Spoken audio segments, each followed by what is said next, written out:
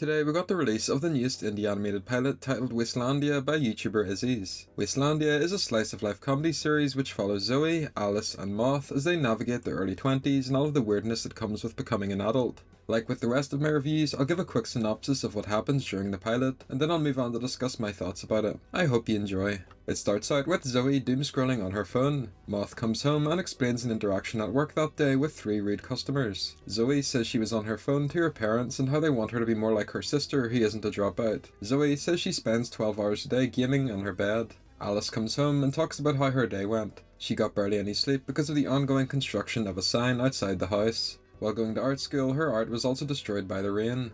In order to cheer each other up, they leave the house and climb on top of the sign. The city burns around them, and that's the end of the pilot. With the synopsis covered, let's get into the things I liked. Up first, hands down, my favourite thing about the pilot is the art style. It's beautiful, easily one of the best looking indie pilots to date. It's got this unique hand-drawn style for both the characters and the backgrounds. It's very appealing to look at and none of the colours clash. I really like the colour contrast depending on the scene. The main house feels warm with the blends of yellow, orange and red. Moth's workplace on the other hand is full of dark colours like purple, pink and grey. Alice's art school has a drab green colour. The differing colour palettes help to set the scene, get the viewer engaged in the world and also build the tone. Sometimes in indie shows they over-rely on 2 or 3 colours, but that isn't an issue at all here. The actual animation itself is wonderful. For instance, the characters have an outline around them that constantly moves even while standing still. When the characters are talking about something that happened in the past, interactive thought bubbles are created and it almost makes a cutaway gag. It's little additions like this which give Wastelandia a lot of character. On the topic of the art style and animation, the character designs are terrific. Each of the 3 main characters feel unique and their designs help to articulate their personalities. Even the side characters look awesome, the 3 rude customers at Moth's job especially.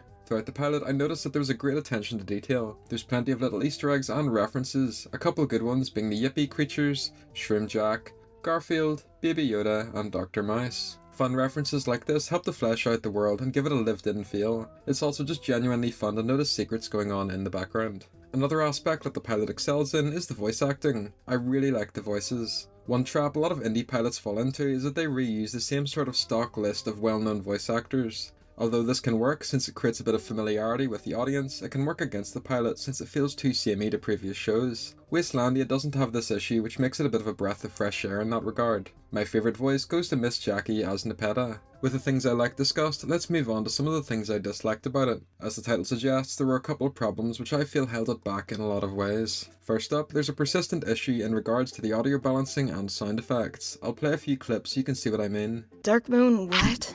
Dark Moon Academy? Oh my god, how do you work here and not know DMA? Me, a normie, when they were clearly the normies!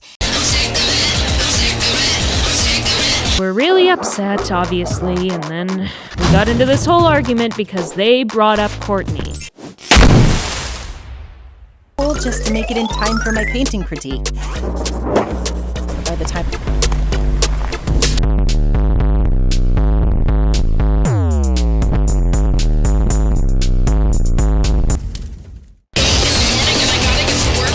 Basically, as I showed, some of the sounds are way too loud for seemingly no reason. The door obviously had its gain increased for comedic effect, but it was way too loud. With the other examples, the sound effects clip or overlap with the lines the characters are speaking, which makes it harder to focus on what's happening. I thought I was going crazy when watching, so I watched it again with a few friends and they all had the same problem. There's definitely an audio issue. It's a real shame because some of the sounds are decent and help to create the narrative the pilot is going for, but the loud ones really damage the overall experience, especially if you're wearing headphones. Linked in with this, there's some good songs in the soundtrack, especially the instrumentals. However, a few of the other ones are way too loud or use too much percussion. The song that plays during the title card and the end credits is a good example. I don't think it was a good idea. The heavy drums are a bit obnoxious, and instead of looking at what's on screen, I'm thinking about how the audio is too loud. I'm a little surprised that no one else noticed the audio issues because I feel like they're a bit jarring, but I'm not sure. Let me know if you guys feel the same way. On the topic of writing and pacing, I feel like this is another area that was a bit half-baked. I didn't find many of the jokes particularly interesting or funny. It's apparent that the style the show is going for is that chronically online internet speak, but I think it misses the mark. The Reddit jokes are a good example.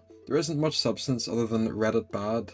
Rather than ending up like Smiling Friends, it came across a bit like Borderlands or Saints Row. Of course, humour is subjective and everyone is entitled to their opinion, but at least for me, I think the writing could use some work. Linked in with the writing, I feel like the pacing was too fast. 6 minutes feels a bit short for a pilot. If it pushed to the 10-minute mark, it would have been a lot better. The format of the pilot is that we learn how each character's day is, and then they step outside and the place is on fire. That's it. There isn't much opportunity for further world building, and the ending felt very abrupt with little resolution. On Izzy's Instagram page there's biographies and little info about each character, and I wish we saw more of this in the pilot. It kind of boils down to Zoe being unemployed, Moth works a retail job, while Alice is an art student. After each character explained their day, there was an opportunity there to expand and showcase the dynamic of the three characters together, but that doesn't happen. Of course, a pilot is there to set the stage for future episodes to build off of, but I think in this situation, the pacing held back the potential character building. Zoe especially got the short end of the stick. We know she's unemployed, a dropout, plays video games, and has strict parents with high expectations, but that's it. Her personality comes across undercooked, and her dialogue feels a bit expositional for the people that live with her.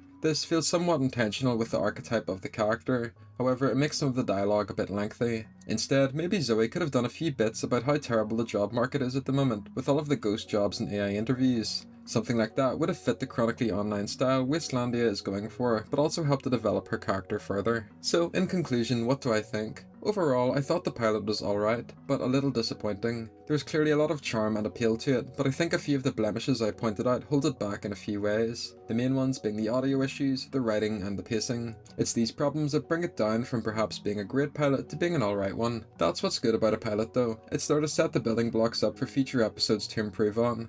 I'm excited for the future and will definitely be checking out any additional episodes that release if it becomes a full series. So what do you think?